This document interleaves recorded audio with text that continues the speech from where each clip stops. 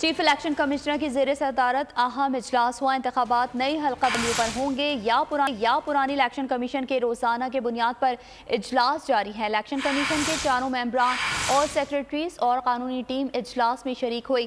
कानूनी team article 51 और election act की शिक 17 पर ब्रीफिंग दी। कानूनी टीम ने बताया कि नई मरदमशुमारी के बाद नई हल्का बंदियां नागुज़ीर हो गई हैं। ज़राए के मुताबिक इलेक्शन कमीशन की जानिब से 1-2 रोज में नई हल्का बंदियों का ऐलान मुतवक्के है। तारीख का अमीन,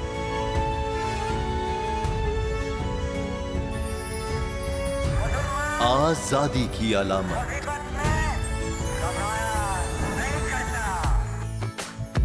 हुस्न का आईनादार,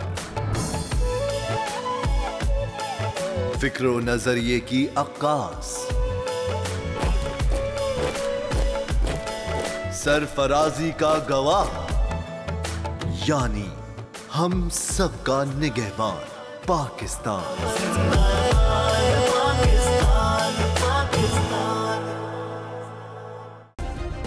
सब्सक्राइब करें और बेल दबाएं ताकि कोई खबर रह न जाए।